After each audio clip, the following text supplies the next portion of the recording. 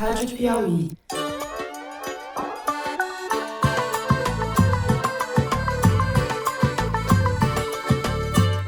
Olá, sejam muito bem-vindos ao Foro de Teresina, o podcast de política da revista Piauí. A denúncia não se baseou em conjecturas ou suposições frágeis. Os próprios integrantes da organização criminosa fizeram questão de documentar quase todas as fases da empreitada. Eu, Fernando de Barros e Silva, da minha casa em São Paulo, tenho a alegria de conversar com os meus amigos Celso Rocha de Barros e Ana Clara Costa no Estúdio Rastro, no Rio de Janeiro. Olá, Ana, bem-vinda. Oi, Fernando. Oi, pessoal. Informamos a todos os detentores de mandato que devem renunciar a qualquer função que ocupem no governo federal. Diga lá, Celso Casca de Bala. Fala aí, Fernando. Estamos aí, mais uma sexta-feira. Há muito tempo nós estamos acompanhando um fenômeno que é a migração da criminalidade organizada, da ilegalidade para a legalidade. Mais uma sexta-feira e neste final de semana, 6 e 7 de setembro, a gente vai estar no Festival Piauí de Jornalismo, na Cinemateca Brasileira, em São Paulo. Sim, a dupla e a Mari vem para São Paulo. Espiem lá a programação no site da Piauí. Tem várias conversas muito bacanas com nomes de jornalismo internacional, participação de jornalistas da própria Piauí e de outros veículos da imprensa brasileira. E no domingo 7 de setembro, justamente no 7 de setembro, teremos edição do Foro ao Vivo. Ana, Celso, Mari e eu e toda a equipe da Piauí esperamos vocês por lá. Agora sim, sem mais delongas, aos assuntos da semana. As instituições estão funcionando e o Centrão está funcionando contra as instituições. Essa, acredito eu, é a síntese da semana em Brasília. Semana marcada pelos primeiros dias do julgamento dos mentores e personagens mais graduados da trama golpista. Semana marcada também pelas movimentações de Tarcísio de Freitas na Câmara dos Deputados para colocar em pauta a votação do projeto de anistia aos golpistas. O governador abandonou o serviço em São Paulo e se mandou para Brasília, onde assumiu a articulação para viabilizar a proposta que, na prática, representa a impunidade de Bolsonaro e de seus asseclas. Enquanto o Supremo dava início à fase final do julgamento de Bolsonaro, Tarcísio, no prédio ao lado, conspirava com parlamentares do campo conservador e reacionário pela anistia. O gesto de Tarcísio, acrescido da frase que ele disse no começo da semana, não posso dizer neste momento que acredito na justiça, explicitam que ele não só está atrás do apoio de Bolsonaro à sua pretensão presidencial, como se comporta, mimeticamente, como um bolsonarista, afrontando as instituições e a democracia. A gente vai falar no segundo bloco sobre essas movimentações envolvendo os partidos do Centrão, o Republicanos de Tarcísio e de Hugo Mota, o PP e o União Brasil, que agora operam como federação partidária, o PL de Bolsonaro, Sóstenes Cavalcante e Valdemar Costa Neto, e até o PSD de Kassab e o MDB. Essa ofensiva pela impunidade em curso na Câmara enfrenta resistências no Senado, onde Davi Alcolumbre já disse que não apoia a anistia a Bolsonaro.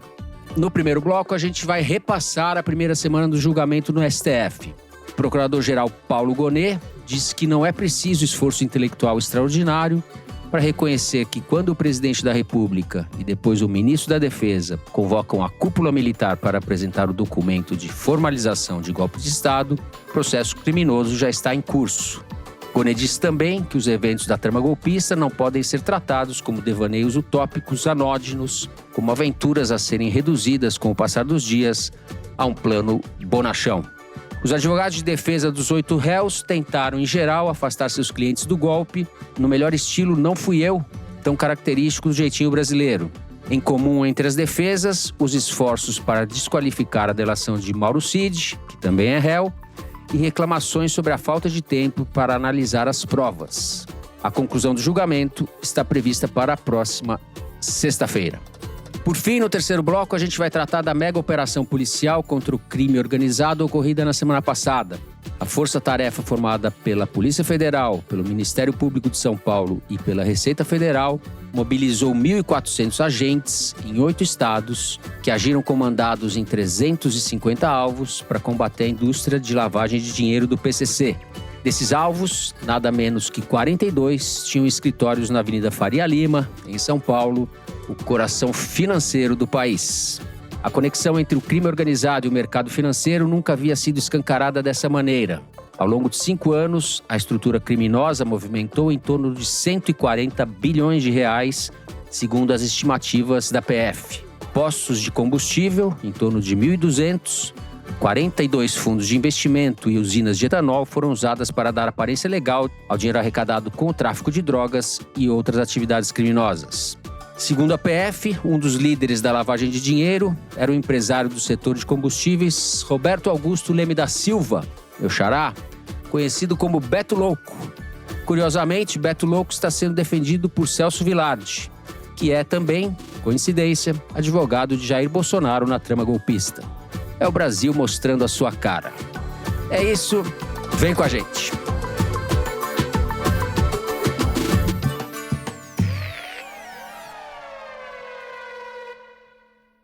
Muito bem, Celso, podemos abrir com você. Acho que você pode fazer aí o seu resumo, o que te chamou mais atenção nessa semana. Vamos começar pelo Gonê. Bom, primeiro, como ficou claro para quem assistiu ao vivo, o Gonê jamais vai poder ser acusado de excesso de carisma, né? Assim, ele não é um cara assim que vai ser aquele orador assim que vai inflamar as massas. Não tem o menor risco de ter um movimento populista liderado pelo Gonê. O gonezismo, né? O gonezismo Exato, não vai acontecer. Não vai. No atual contexto, eu não sei nem se não é mesmo uma qualidade, mas enfim.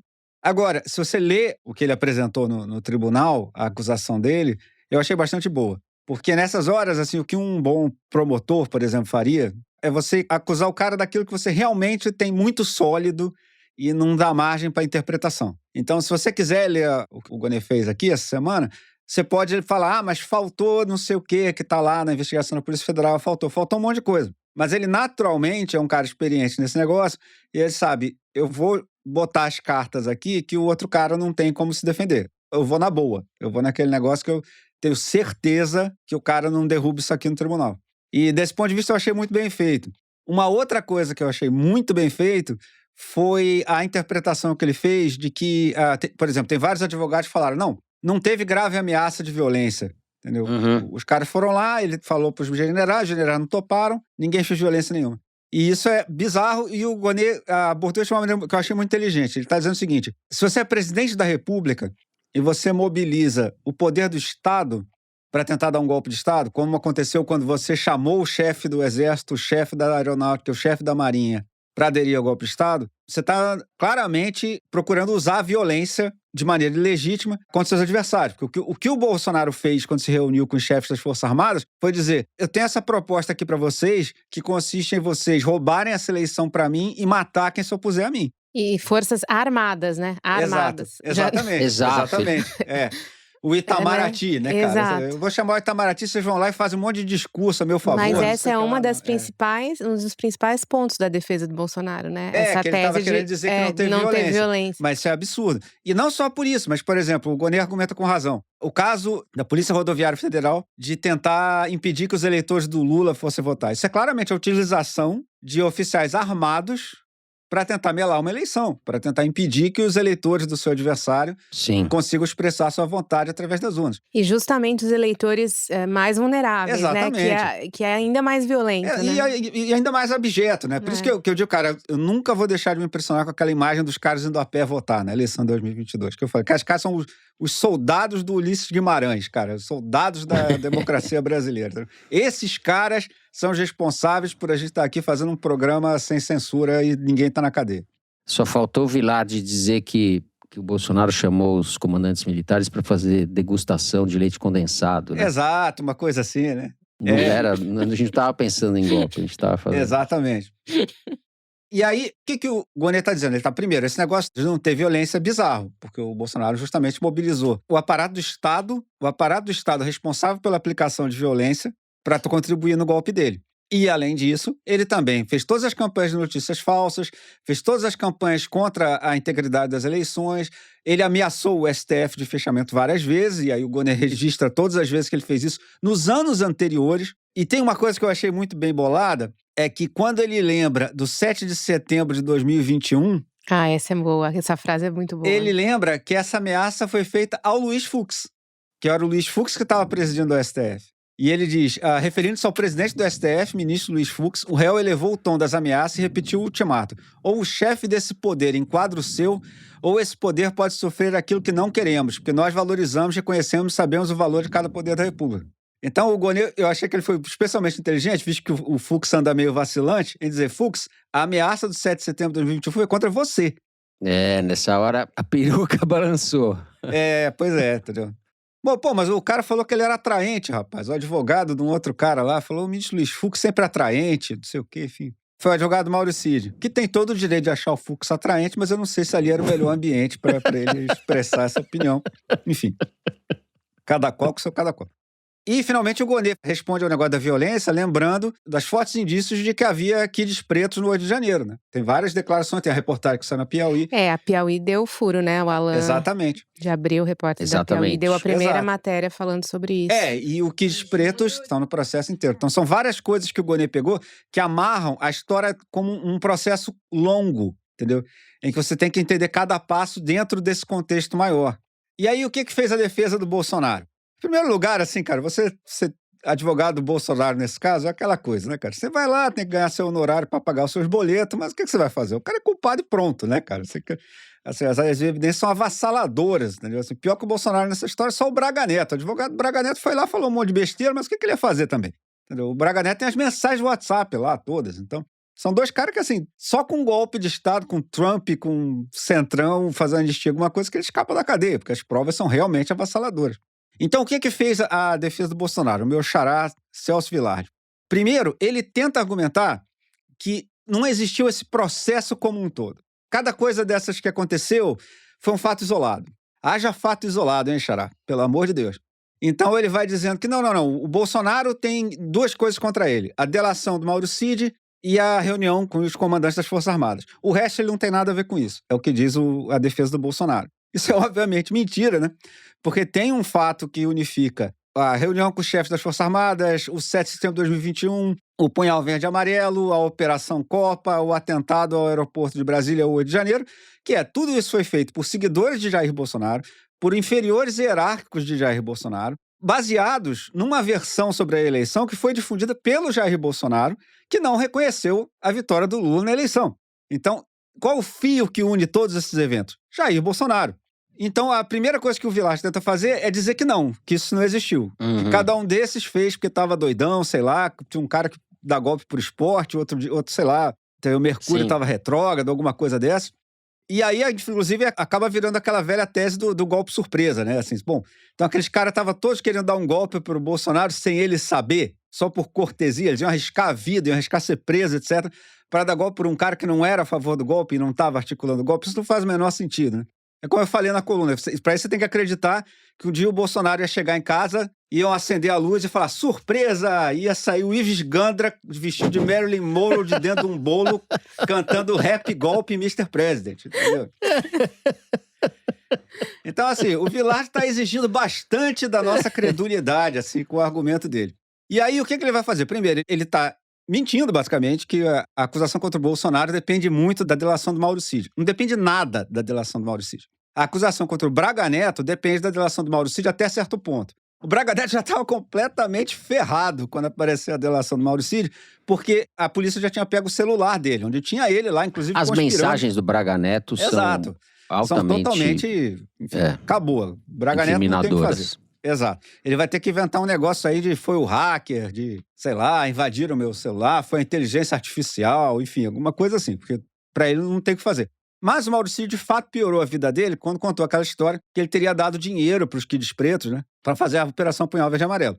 Isso é muito grave para um cara que já está ferrado, mas é muito grave. Então, eu até entendo o advogado do Braga Neto passar o tempo todo falando da delação do Mauro Cid. Entendo isso. Agora, o Vilardi aqui tá de sacanagem com a nossa cara, porque o Bolsonaro, a acusação contra ele não depende nada da delação do Mauro Cid, e o Gonê deixa isso claríssimo na acusação. E aí, o Vilardi tem que, enfim, é o emprego dele, né, coitado? Todo mundo tem um dia difícil no serviço, ele tem que arrumar uma explicação para aquela reunião com os chefes das Forças Armadas. E aí o que ele vai dizer assim, que não foi apropriado discutir aquilo, vai dizer, foi apropriado discutir isso? Foi adequado? Foi fazer isso? Não. Mas ninguém fez nada. O que é mentira, porque o Bolsonaro fez a tentativa de golpe ali. Ele chegou e virou para o chefe das Forças Armadas e disse, tenho esse plano aqui, vocês melarem essa eleição, me botarem no poder e matarem meus adversários. Vocês topam? Se eles tivessem topado, toda a questão de quem vai entrar no golpe ou quem não vai teria mudado de natureza. Porque até os caras do exército entrarem no golpe, a questão é quem vai apoiar o golpe. E aí, por exemplo, o Centrão não vai apoiar o golpe. O Centrão não vai se meter nisso. O Centrão tá lá ganhando o dinheiro dele, deixa quieto. Os políticos que ganharam a eleição, todo esse pessoal vai querer apoiar um golpe, vai querer começar um golpe e arriscar ser preso. Mas se o exército entra no golpe, se tem tanque de guerra na Praça dos Três Poderes, com o comandante do exército dentro, aí a questão passa a ser, quem vai resistir ao golpe? E aí vocês acreditam sinceramente que o Centrão vai resistir ao golpe? Vocês imaginam o Kassab no Congresso Nacional com aquela metralhadora do Brizola lá nos anos 60, entendeu? Corrente pela liberdade, fazendo não sei o que lá, entendeu? O Hugo Mota vai rasgar o terno e falar assim, sou um mártir da democracia. Granadas na mão. Ah, pelo amor de Deus, quem é que vai ser o mártir da democracia? O Fufuca? Não, meu amigo. Então, assim, ali o Bolsonaro propôs um golpe para os caras, claramente dizendo, vamos lá, vamos começar agora a botar o tanque de guerra na rua. E aí, a defesa do Bolsonaro entrou com aquele papo furado. Não, mas eles estão discutindo coisas que existem na Constituição, como estado de sítio, estado de defesa, aquelas coisas. Sim, existe e não é para nada disso. Porque isso tudo serve para, por exemplo, se tiver uma guerrilha numa parte do território brasileiro, aí você isola aquele território e fala, aqui o exército manda. Se tiver uma cela da Al-Qaeda em território brasileiro, você vai lá, isola aquilo, fala que o exército manda. Eles iam fazer isso na sede do Tribunal Superior Eleitoral, cara. É muita sem vergonhice. E, por exemplo, agora na Coreia do Sul teve um golpe que foi internacionalmente reconhecido como golpe e o cara foi preso, que era isso. Era uma tentativa picareta de decretar estado de sítio. E, aliás, para quem não quiser, todo o pessoal acha que citar nazismo é apelação, né? Mas o Hitler virou ditador assim. Ele decretou um negócio de emergência lá e que foi o que ficou valendo até acabar a guerra. Então, assim, o fato de existirem esses instrumentos na Constituição não quer dizer que você discutir esses instrumentos seja sempre legítimo. Inclusive, tem aquele outro advogado do Bolsonaro, o Paulo Bueno, que, ao contrário do Vilar, é muito ruim. Ele chegou a falar, por exemplo, que quando você, mesmo se fosse fazer mesmo o estado de sítio, essas coisas, teria que consultar o Conselho da República, o Conselho de Defesa, aquelas coisas. Filho, isso é um argumento da acusação, cara. O fato do Bolsonaro, ao invés de fazer isso, tá lá falando com os chefes das Forças Armadas, mostra que não era nada disso que ele queria fazer. Ele não queria fazer nada que estava na Constituição. Eu entendo totalmente que é impossível bolar uma defesa convincente para o Bolsonaro nesse caso. Imagino que os caras fizeram o seu melhor, mas, evidentemente, é tudo mentira. Muito bom. Inspirado, casca de bala. Vamos lá, Ana, você estava lá. Você estava em Brasília. Eu estava lá, mas eu prefiro acompanhar pelo Celso. do que ter passado o que eu passei. Semana que vem eu vou acompanhar pelo Celso. Conta aí o que você passou, vai.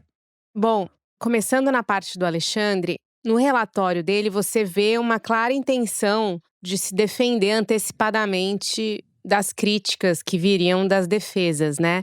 Que foram críticas já vocalizadas em outros momentos, né?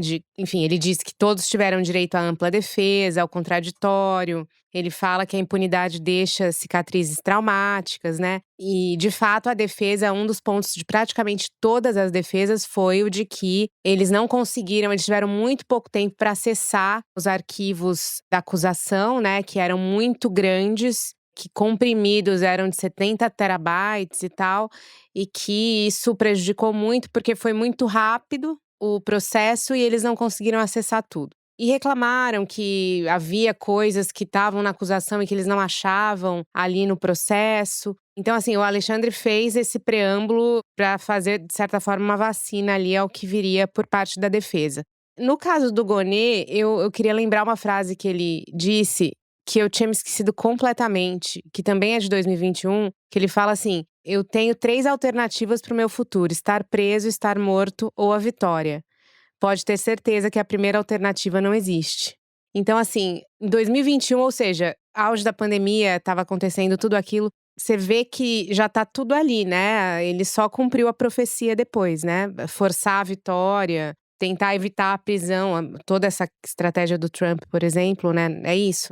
E é muito curioso, porque aparentemente, se você olhar todas as teses das defesas ouvidas naquele momento, houve uma tentativa de golpe, mas nenhum dos clientes dos advogados foi culpado, né? Assim, ó, foi feito por um holograma, não fui eu. Uma inteligência artificial ali, né? A Carmen Lúcia foi muito boa nessa hora. Muito.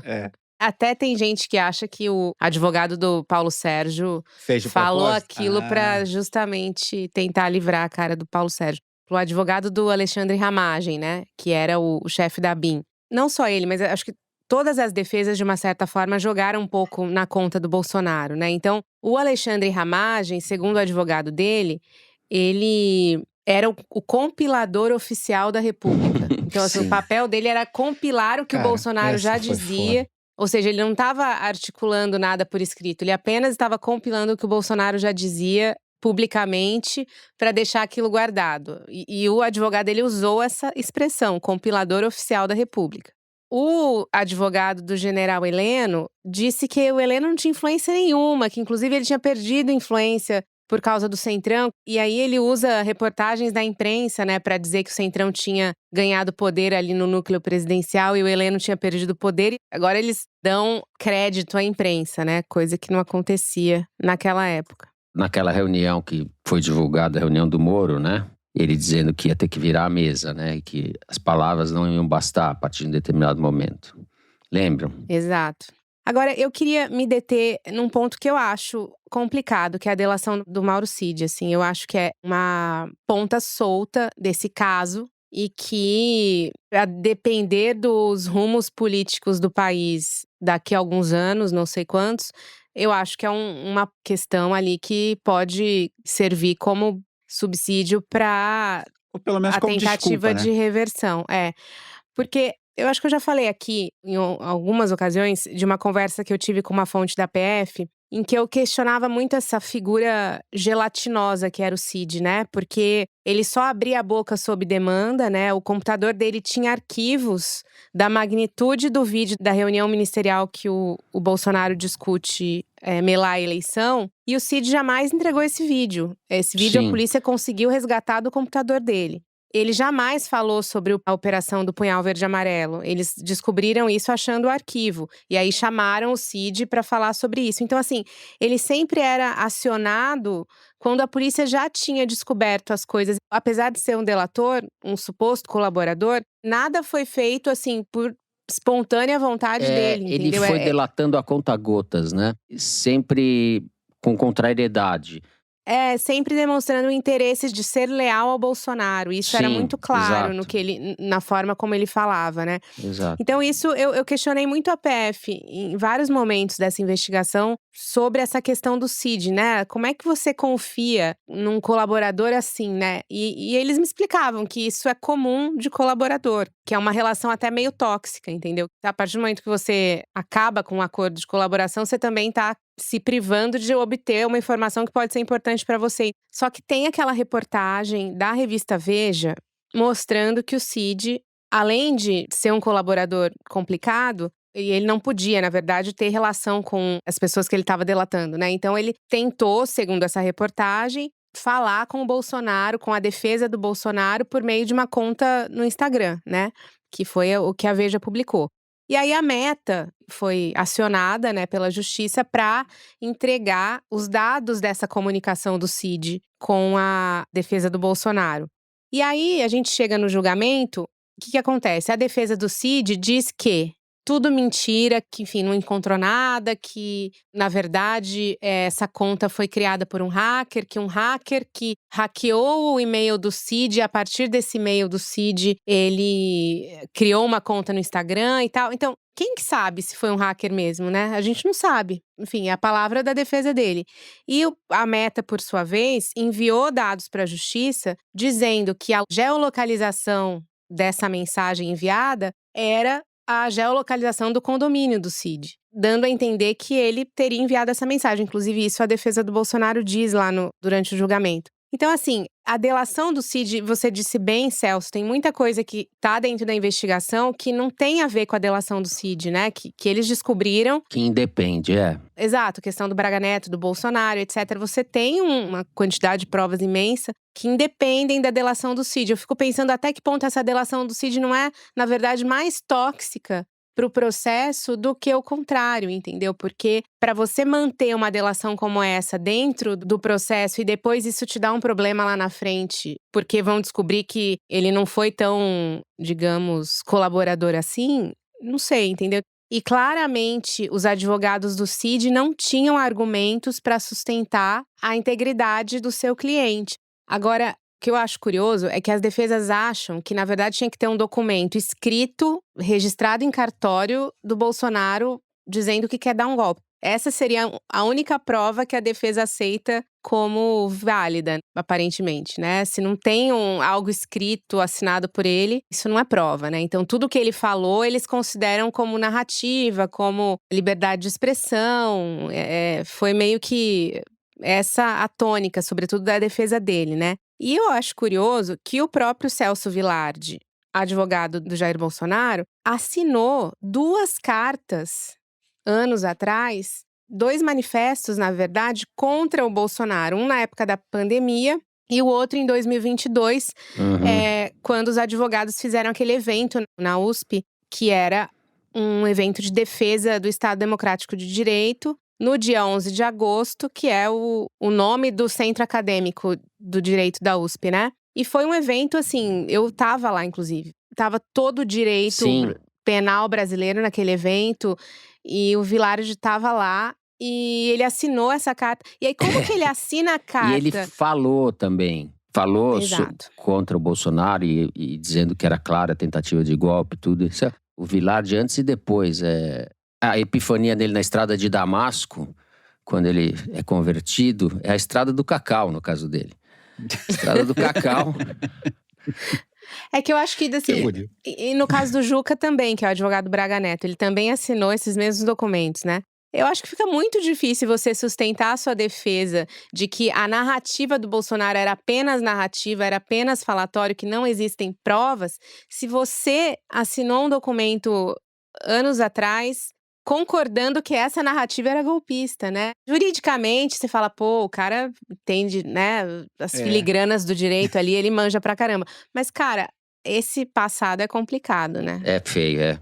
Bom, fica claro por esse bloco, muito bom, aliás, vocês falaram coisas muito boas. Nem a questão jurídica vai ser resolvida, Ana, conforme você falou, com o resultado do julgamento. Muito menos a questão política, né? A gente vai ter o julgamento, vai ter muito provavelmente a condenação desses golpistas, mas ainda ficarão pontas soltas e politicamente isso está longe de ser resolvido. A gente encerra o primeiro bloco do programa por aqui e vamos falar de Tarcísio de Freitas, do Centrão e da anistia no segundo bloco. Já voltamos.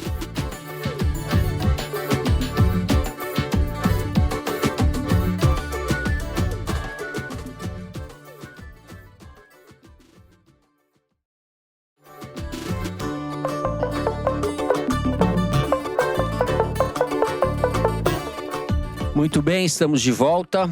Ana Clara, vamos começar com você. Você foi para Brasília para acompanhar o julgamento, mas não esperava que Tarcísio também fosse para Brasília para conspirar na casa ao lado pela anistia do seu padrinho, ou quem quer que seja o padrinho, para a presidência da República. Vamos começar por aí, né? Essa mobilização toda do Centrão, tendo o Tarcísio como maestro desse consórcio Centrão-Bolsonarismo. Exato, mas eu acho que a gente precisa olhar para isso com cautela, Fernando, assim, o que está acontecendo hoje com o Centrão e com a direita, que muitas vezes são a mesma coisa, né?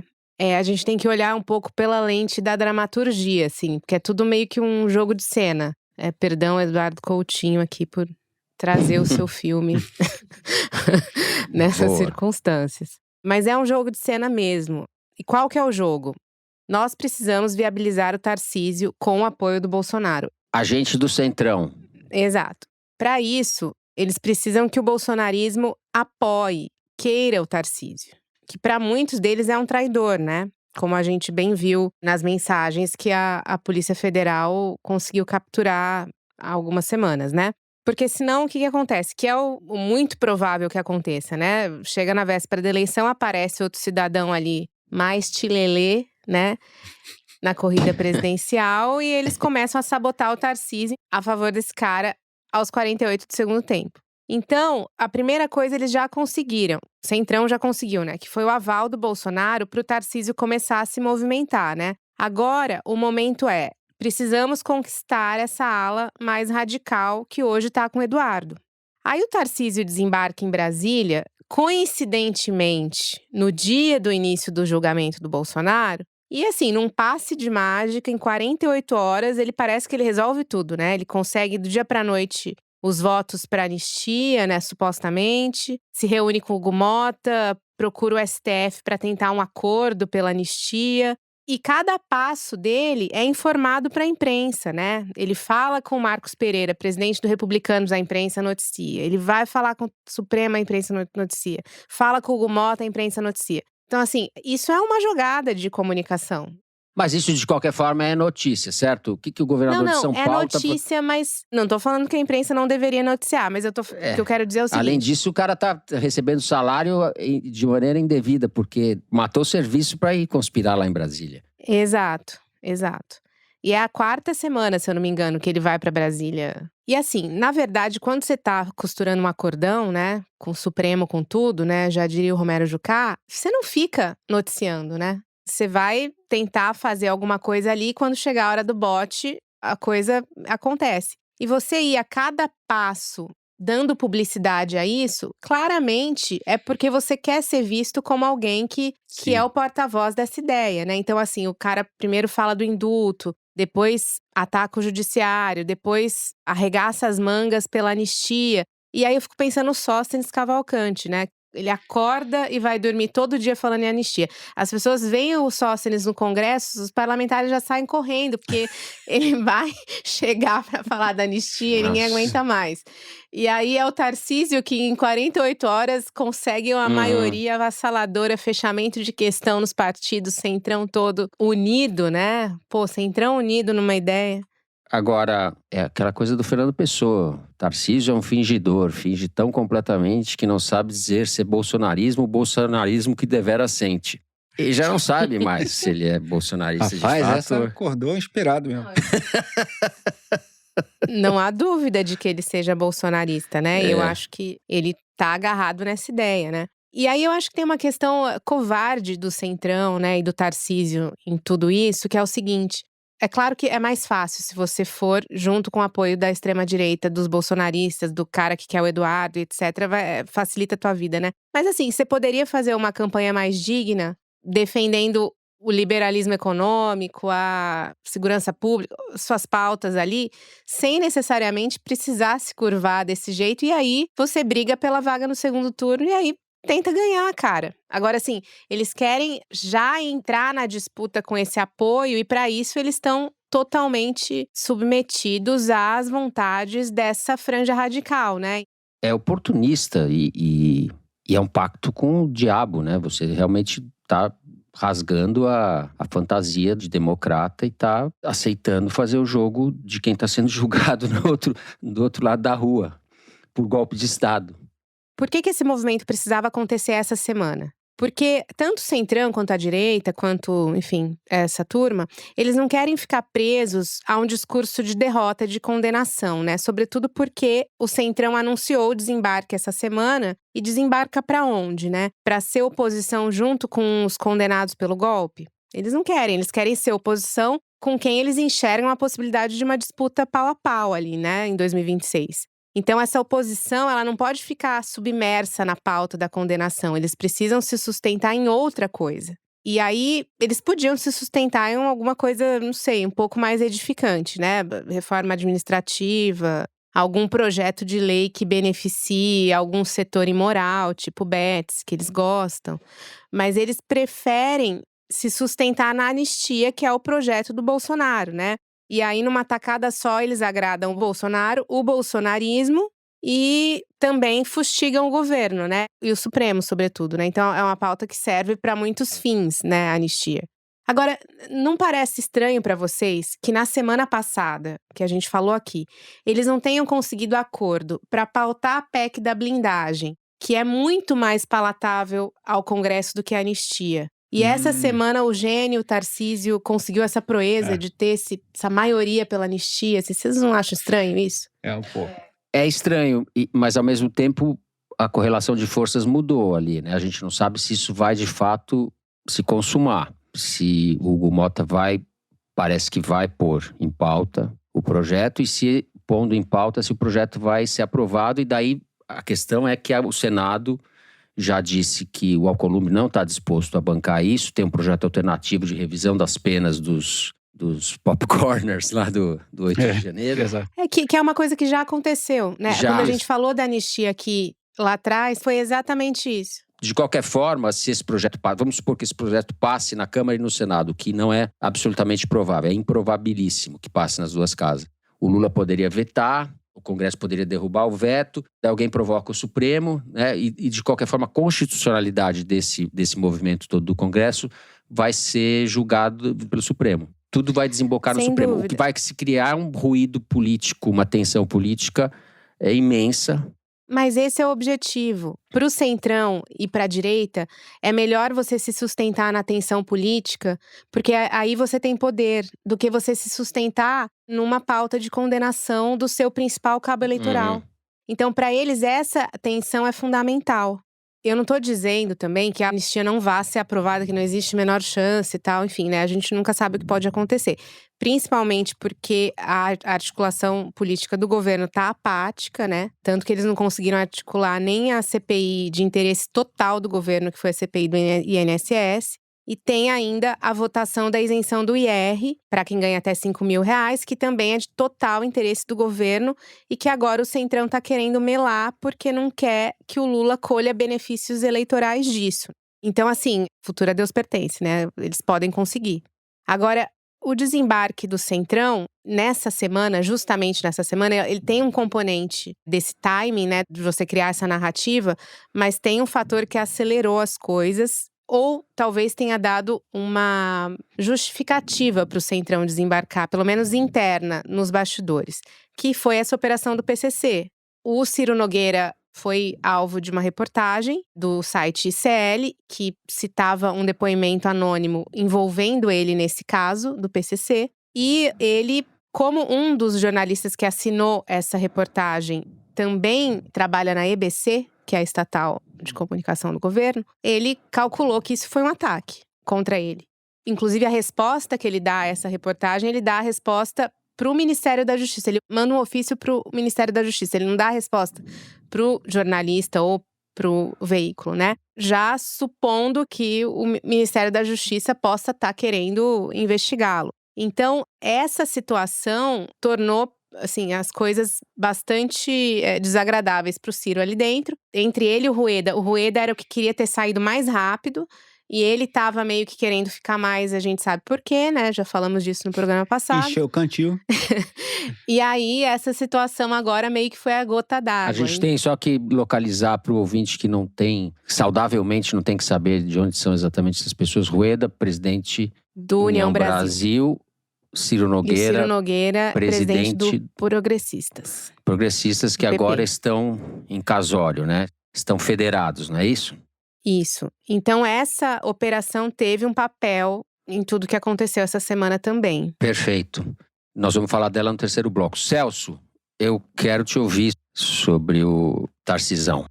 Então, gente, no último programa, a gente estava comentando aqui a matéria da The Economist e tanto eu quanto a Ana Clara expressamos um certo ceticismo com relação ao quanto o Congresso estava mesmo disposto a colaborar nessa história toda de salvar a democracia. Pois é, essa semana é o que o Fernando falou na abertura. Enquanto as instituições estavam funcionando, o Centrão estava lá no Congresso tentando impedir que elas funcionassem. Por isso que eu digo, sempre que você quiser discutir o Alexandre de Moraes, discutir assim, será que ele se cedeu, será que não? Olha para essa semana. Olha o que o Supremo estava fazendo e olha o que o Congresso estava fazendo.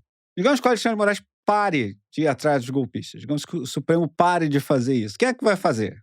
Esses caras lá do Congresso vão fazer isso? Esses caras que estão tentando salvar os golpistas? Então, de fato, assim, é meio complicado. Assim, a principal pergunta que eu faço pro cara que vem com essas críticas muito duras ao Supremo e tal, mas tinha algum outro cara disposto a fazer alguma coisa? E quem deveria ter feito era, sem dúvida, o PGR, que era o Aras, que obviamente não ia fazer nada, e o Congresso. Mas olha aí o Congresso, cara. Esses caras aí, que você acha que deviam assumir essas responsabilidades que foram do Supremo Tribunal Federal nos últimos anos. É difícil, né? E eles fizeram um negócio particularmente, um gesto meio sem vergonha essa semana. A União Progressista, a federação entre o PP e o União Brasil, saiu do governo.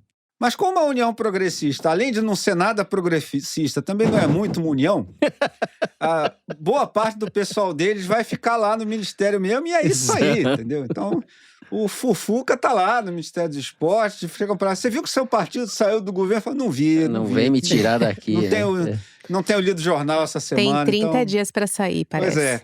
Então, assim, não sei até onde isso vai, não, para falar a verdade.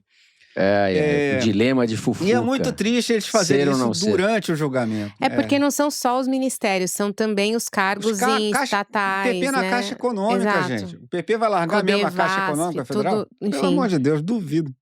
Então, assim, foi um gesto simbólico, na prática, quer dizer, a adesão da União Progressista ao PL e ao Novo como uma bancada do golpe, né? Os parlamentares desses partidos, basicamente, são os caras, como se fossem caras do 8 de janeiro que nunca foram expulsos e passaram a ganhar salário de deputado. São os caras que entraram lá para quebrar tudo, a polícia não mandou eles embora, eles estão sentados lá de terno fazendo discurso até hoje, e a gente paga o salário deles para eles fazerem a mesma coisa que os caras do 8 de janeiro estavam fazendo. Agora, por que os caras estão fazendo isso tudo? Como a Ana Clara bem disse, é para articulação da campanha do Tarcísio, né? Porque eles querem dar um gesto pro Bolsonaro, que o Tarcísio vai anistiar o cara, não sei o quê, porque eles querem essa entrada com tudo do Bolsonaro na campanha do Tarcísio, né? A primeira coisa que eu queria dizer é o seguinte, o pessoal que está animado com isso, o pessoal aí do mercado, essas coisas, eu não sei se vocês não estão com expectativas demais com relação ao governo Tarcísio, não. Porque nessa mesma semana em que o Centrão tentou aprovar essa anistia, o Centrão também propôs que o Congresso tenha direito de demitir os diretores do Banco Central sem mais nem menos. E vejam só essas coisas da história, quem saiu em defesa da autonomia do Banco Central foi Fernando Haddad, do Partido dos Trabalhadores. Então, assim, quem vai eleger o Tarcísio se ele ganhar são esses caras aqui que estão no Congresso propondo que o Congresso vai poder demitir o diretor do Banco Central quando, enfim, alguém do Congresso tiver um motivo ou outro, que eu mal posso especular qual seja, para querer demitir um diretor do Banco Central. Eu realmente não tenho a menor ideia de qual seria esse motivo. Pode ser quando o diretor estiver votando algo que contraria os interesses do Centrão dentro do Banco Central. Tô que nem o Fufuca, não li jornal essa semana. A gente está nesse movimento do balão de ensaio do Tarcísio. Se ele vingar, ele vai ser o candidato... Pode existir também esse tilelê que a Ana Clara falou do bolsonarismo. Exato. Isso é provável que exista até. Agora, vocês viram que o Kassab tá quietinho, né? Tá quietinho. Mas ele vai ser o candidato oficial da direita. Se ele não for, a tendência é de que, por exemplo, o Caiado e o Ratinho saiam, ou sei lá. Você pode ter uma fragmentação maior. O Tarcísio seria um fator de unificação. Acho que o Tarcísio saindo inibiria qualquer outra candidatura do mainstream da direita. E o Caiado hoje disse que o primeiro ato do governo dele vai ser a anistia ampla, geral e restrita. Eles estão disputando quem é mais golpista agora. Cara, que vergonha, né? Estão fazendo essa gincana. Aliás, eu escrevo sobre isso na Piauí deste mês e queria recomendar a reportagem do João Batista Júnior, nosso amigo, colega da Piauí, sobre as andanças do Eduardo, sobre a conspiração do Eduardo Bolsonaro lá nos Estados Unidos. A reportagem é um inventário de tudo que o Eduardo fez nos Estados Unidos contra o Brasil e ele contando em tudo isso. Porque ele tá dizendo tudo o que ele fez. Vale muito a pena. É realmente impressionante. Deixa eu aproveitar aqui, gente, vocês falaram do Hugo Mota de passagem, eu preciso fazer um pequeno desagravo aqui. Porque ao comentar no programa anterior a fraqueza do Hugo Mota, eu falei que ele parecia um personagem infantil e fiz uma analogia infeliz, dizendo que ele estaria na prateleira da literatura infantil editado pela Companhia das Letrinhas. Um amigo me chamou a atenção para o fato de que literatura infantil é coisa muito séria, e ele tem toda a razão. Então fica aqui o meu pedido de desculpas aos editores, escritores e leitores, e o registro de que a infantilidade do Hugo Mota é de outra natureza, como nós sabemos. Seguimos. Celso, para arrematar o bloco, por favor. Eu só queria concordar com a Ana num negócio que, em tese, o Tarcísio poderia fazer uma campanha decente, entendeu? Poderia concorrer como um candidato de proposta liberal. Ele ia ter um apoio razoável desse mesmo jeito. Aí, tudo bem, ia ter que brigar para ir pro segundo turno, com o Tilelê lá? Provavelmente, mas, briga, cara. Tem alguma coragem, né, amigo? Assim, não tenho nada, não tô falando isso aqui, a gente não tá falando esse negócio aqui porque tem alguma coisa pessoal contra o Tarcísio. Inclusive, vou dizer, por exemplo, eu sempre digo isso, eu assisti o debate do Tarcísio e Haddad pelo governo estadual de São Paulo, cara, foi o melhor debate que eu já vi. Tem um universo paralelo em que o Tarcísio teve coragem de brigar com o Bolsonaro e se tornou um quadro importante da política brasileira. Infelizmente, nós não vivemos nesse universo paralelo, entendeu? Essa versão aí, esse Tarcísio não contaminado pelo bolsonarismo, não existe. Na vida real não existe, não vai existir. Agora, nesse projeto Tarcísio, o Centrão e o Valdemar Costa Neto, que é o presidente do PL, eles vão ter esse desafio de convergir para um plano nacional, né? Partidos que sempre foram fisiológicos, né? É a primeira vez que eles estão entrando numa empreitada como essa, porque o PL em 2022 era a figura do Bolsonaro, não era uma convergência de interesses, né? E todos esses partidos têm interesses muito individuais e estão acostumados, eles nasceram de satisfazer esses interesses individuais. Então, assim, a gente vai ver um novo momento se eles vão conseguir ter um interesse nacional, né? E, sobretudo, o Valdemar, que é um cara que queria anular a eleição passada, né? Tentou anular a eleição passada, dizendo que as urnas estavam fraudadas. Foi poupado pela PGR na denúncia, não virou réu. Se tem alguém que assinou e lavrou em cartório que queria que a eleição melar a eleição, foi o Valdemar, porque no pedido para o TSE para denunciar que as urnas estavam violadas, ele assina, né? Então, se tem alguém que assinou, foi o Valdemar, não virou nem réu. E aí tá aí agora, querendo fazer o novo presidente, né? A PGR, ao poupar o núcleo político, esse foi um erro, nesse caso, ela abriu espaço para esse tipo de coisa, né? Perfeito. Bom, com isso a gente encerra então o segundo bloco do programa. Na volta nós vamos falar da mega operação contra o crime organizado. Já voltamos.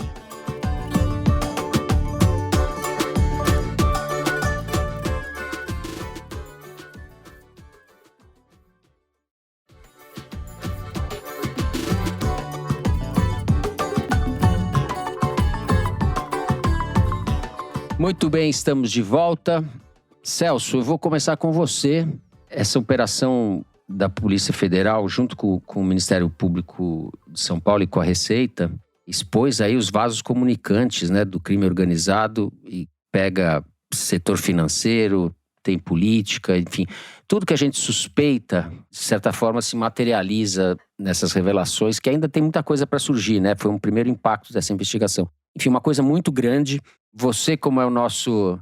Tem o compilador geral da República e tem o Celso, que é o explicador geral do Foro de Teresina, de picaretagem, né? Quando tem um bandido, um marginal, assim, você quer falar que eu explico. Né? Mas vamos lá, vamos tentar traduzir um pouco o que veio à tona.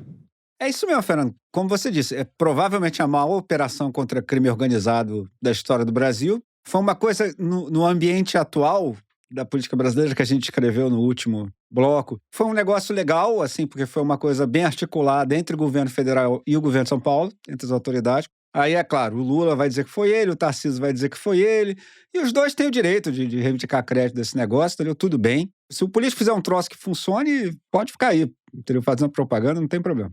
O importante é que, lá vamos nós de novo, as instituições funcionaram, né? Quer dizer, conseguimos pegar, como você disse, uma coisa que todo mundo sempre suspeitou, né, que evidentemente um negócio bilionário como tráfico de drogas não era tocado só pelo aquele carinha que é o dono do morro ali, fica com um caixote ali vendendo cocaína e recebendo dinheiro vivo, certo?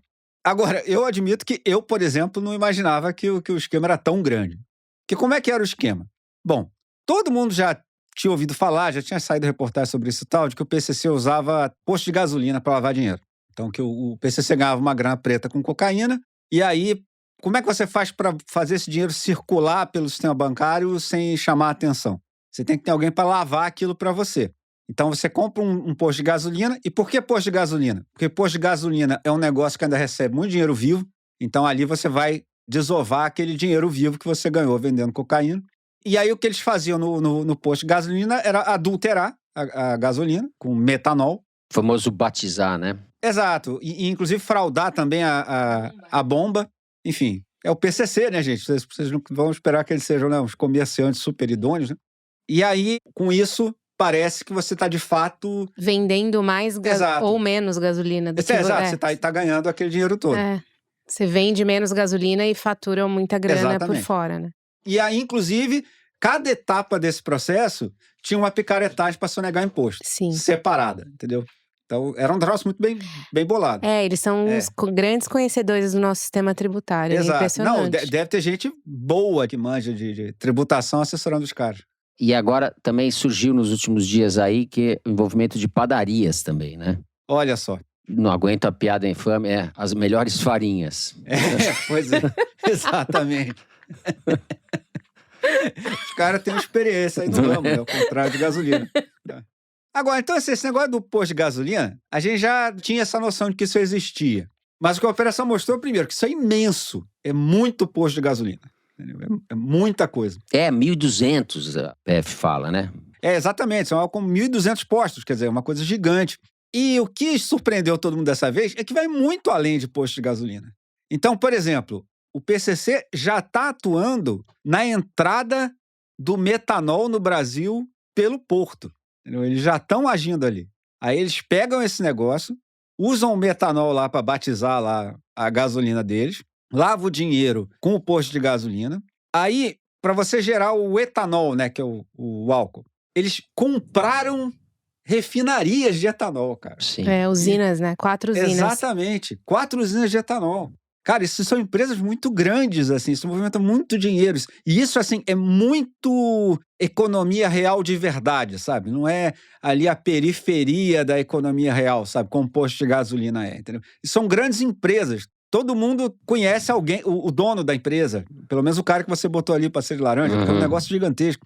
Então, para você ver o nível, a quantidade de dinheiro que esses caras fizeram nessa história toda, foi suficiente para eles comprarem a refinaria de etanol, onde eles também batizavam etanol com metanol, e as autoridades disseram que eles chegaram a achar posto de gasolina em que 90% do etanol sendo vendido era metanol. A mistura tinha 90% de metanol, que não só é muito pior para o meio ambiente, como é muito ruim para o motor do seu carro.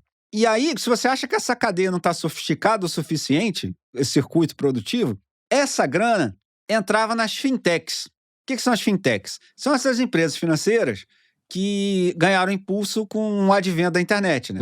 Essas empresas que operam basicamente em ambiente virtual. Elas são um fenômeno novo que nasceu ali espontaneamente pela dinâmica do mercado, os reguladores correram atrás para regular, mas até a emergência desse escândalo, elas eram menos fiscalizadas que o resto do sistema financeiro. Então era mais fácil para o cara que queria lavar dinheiro usar as fintechs para lavar esse dinheiro. E eu imagino que essa operação seja só o começo de um esforço para tentar descobrir quem mais já fez isso, quem mais já usou fintech para circular dinheiro sujo. E por que dá para fazer isso com as fintechs? Porque as fintechs, você vai lá e bota seu dinheiro numa fintech lá que você vê na internet. Na verdade, aquela fintech tem uma conta num banco tradicional. Tem que ter. Mas essa conta da fintech lá é a chamada conta bolsão. Quer dizer, todo o dinheiro que você joga lá na fintech, ela joga nessa conta lá sem separar o que é de quem. Essa conta, o banco tem que prestar contas para a Receita Federal e para o Banco Central e para todo mundo de tudo que ele faz. Mas nesse caso específico, só vai a informação, entrou esse dinheiro dessa fintech. Porque o dinheiro lá dentro não está discriminado. A identidade do sujeito fica oculta, né? E a fintech não é obrigada, como as outras instituições financeiras mais tradicionais, a ficar reportando o tempo todo essas coisas para as autoridades. Mas aqui é importante dizer um negócio. Embora a regulação das fintechs seja mesmo frouxa, e felizmente isso já está mudando, já começaram a ser adotadas normas para mudar isso, mesmo assim, o que os caras fizeram era ilegal dentro da legislação frouxa mesmo. Porque qualquer tipo de instituição financeira tem uma obrigação legal que se chama Know Your Client, que é assim, se aparece um cara lá, você é o dono lá de uma fintech, você está de uma corretora ou de um banco, e chega um cara e fala para você, eu vim depositar 10 bilhões. E você fala, tá bom, preencha aqui a ficha aqui. Mas me explica aí, cara, você é quem? E o cara vira e fala assim, não, eu sou sociólogo, entendeu? Ou algum outro emprego que não dê dinheiro nenhum. Jornalista. Tá. Na hora tem que acender uma luz vermelha na sua cabeça. Como é que o sociólogo tem 10 bilhões, cara? E aí, assim, se você identificar qualquer indício de lavagem de dinheiro, aliás, lavagem de dinheiro ou financiamento ao terrorismo, você tem que informar as autoridades. Mas se você achou um negócio que não é suficiente para você informar as autoridades, mas já é esquisito, tipo um cara que não era para ter tanto dinheiro assim, ou, por exemplo, 500 depósitos de valor quase igual indo para o mesmo lugar, que indica provavelmente o uso de laranja, inclusive, em geral, laranja voluntário, né, cara? Um cara que compra aí uma base pirata de CPF e sai botando o nome das pessoas naquilo. Em geral, política de Know Your Client quer dizer que você, mesmo se você não tiver subsídio para dizer que aquilo é fraude e reportar às autoridades, você deve pelo menos não fazer negócio com esse cara. você deve dizer, desculpa, não vou abrir conta para você, entendeu? Você procura outra instituição para fazer. E no caso do PCC, cá entre nós, né? Assim, a menor violação que esses caras fizeram foi não respeitar Know Your Client. E o mais provável é que eles know your client muito bem, entendeu?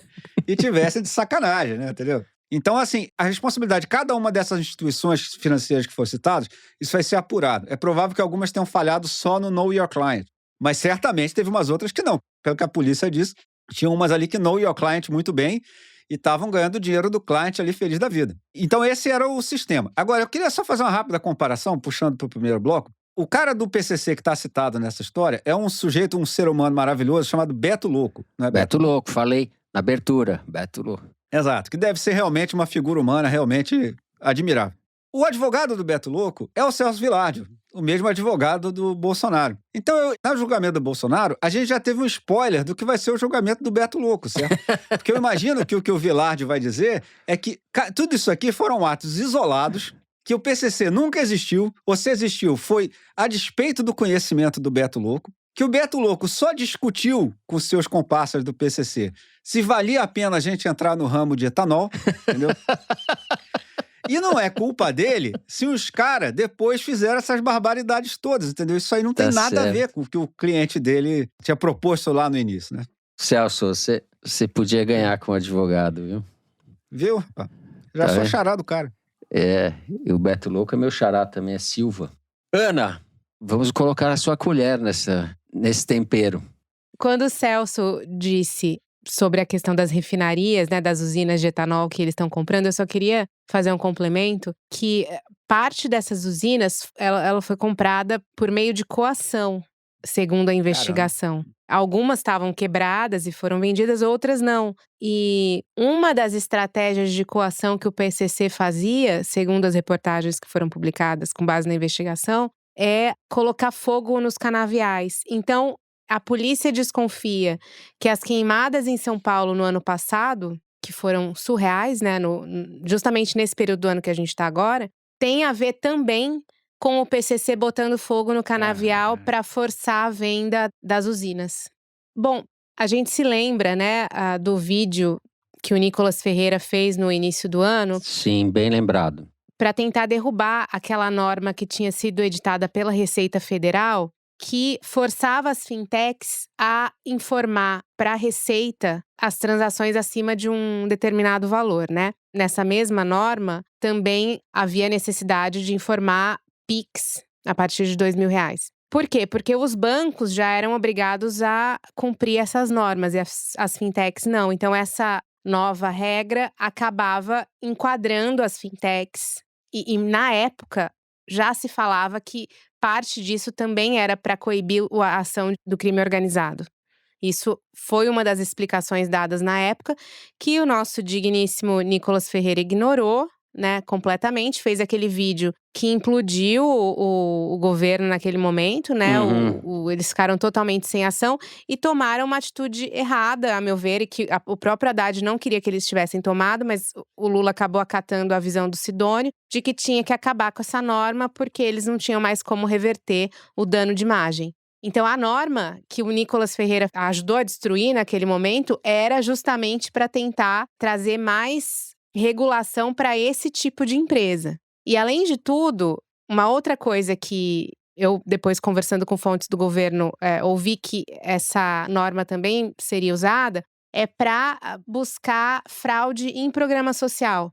Porque quando você coloca o limite de R$2.000 no Pix, quem recebe o programa, enfim, Bolsa Família ou qualquer outro tipo de auxílio, BPC, etc., e também recebe mais R$2.000 de Pix de alguma outra fonte, provavelmente estava fraudando o programa social. Porque se ela não tem dinheiro e precisa daquele dinheiro, por que ela estaria recebendo esse valor de outras fontes, né?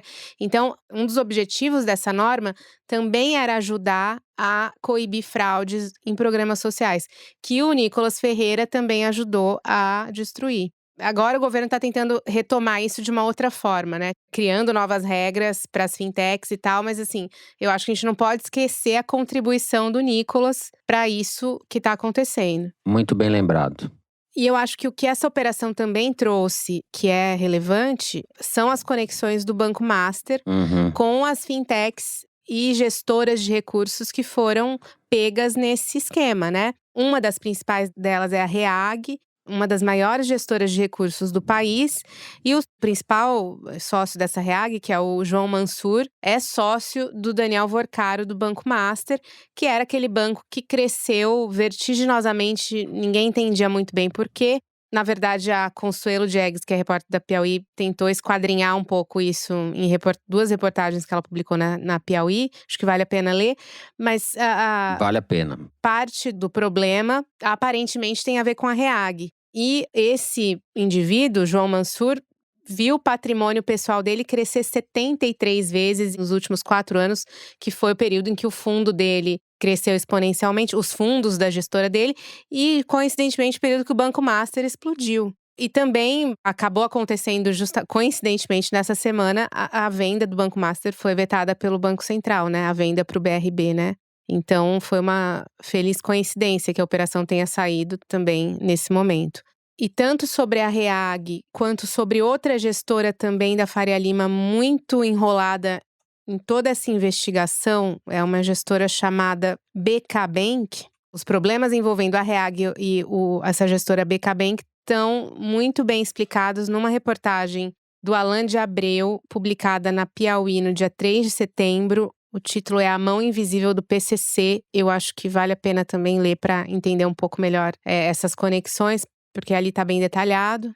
Excelente matéria. Ele fez 2 matérias, essa reportagem sobre a BK, e ele já havia, antes da investigação ter sido, a operação, na verdade, ter sido deflagrada, ele tinha, poucas semanas antes, revelado um outro esquema da Reag. Ou seja, do envolvimento do Daniel Vorcaro com a Reag, e aí, semanas depois, veio a operação expondo tudo isso. Então, vale a pena dar uma olhada. Muito bem. Bom, o resumo da ópera de tudo isso é que as fronteiras entre a legalidade e a delinquência são bem tênues no capitalismo. No Brasil, elas estão se desmanchando. Isso vale tanto para o consórcio PCC Faria Lima, o Fintex, como para o consórcio Centrão Bolsonarismo, para a gente amarrar o programa inteiro. Com isso, a gente encerra o terceiro bloco do programa. Rápido intervalo e Kinder Ovo na volta. Já voltamos.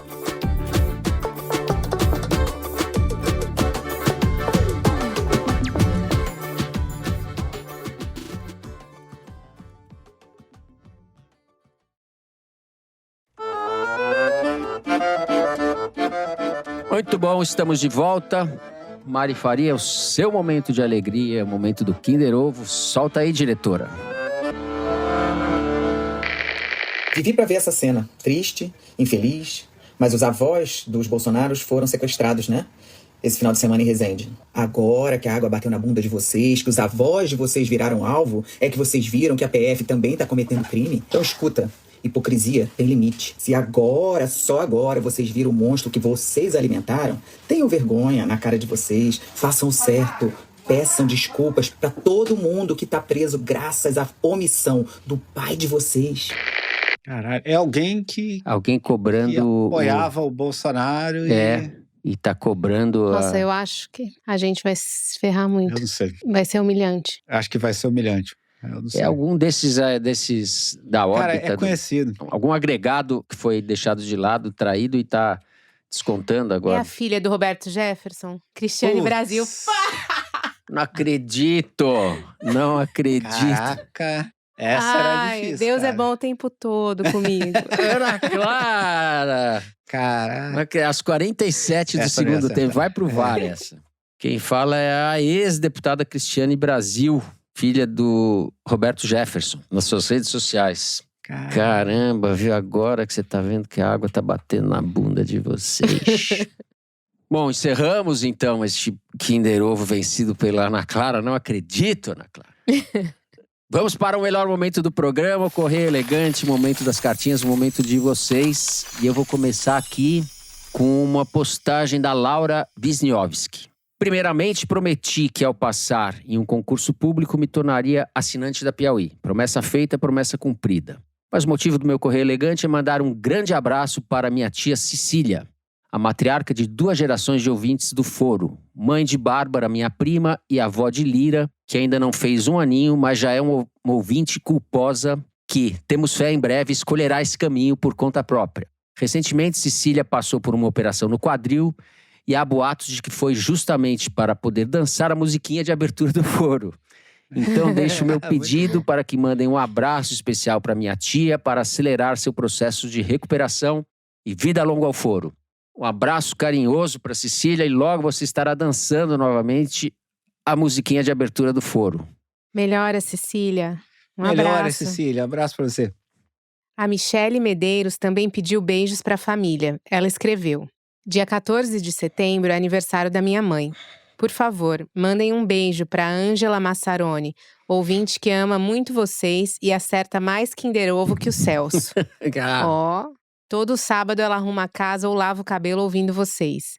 Depois vem toda cheia de si me perguntando se eu acertei também o Kinder Ovo. Mari Faria aperta porque a Ângela vem achando fácil. Eu discordo da Ângela, Mari. Nossa. Eu acho que… Caraca. Pra mim tá difícil, entendeu? Um beijão, Michele. Um beijão pra Ângela também. Ângela, Beijão, um beijo Michele, pra beijão, você. Ângela. Mas não pode apertar, não. O Flávio Itajubá mandou o seguinte: meu barbeiro fala pra caramba.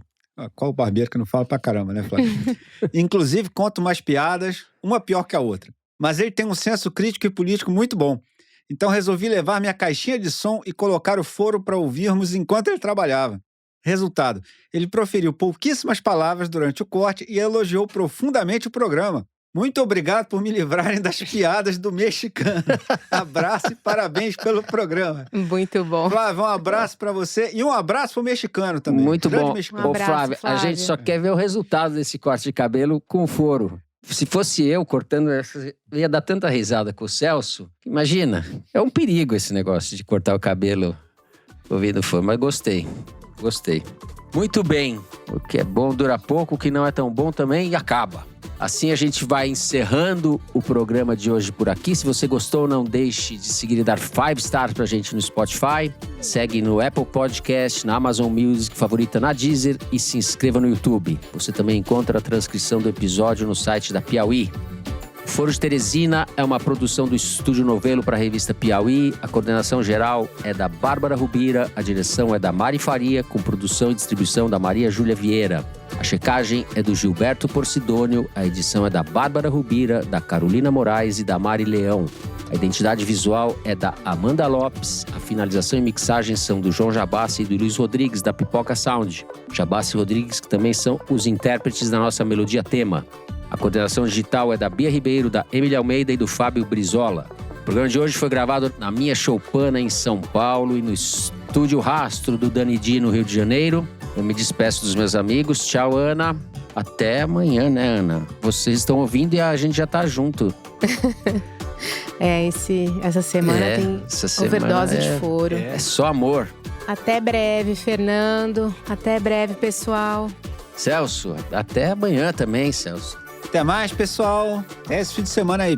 É isso, gente. Então, uma ótima semana a todos e até a semana que vem. Quem for pro Festival da Piauí, a gente se vê no domingo.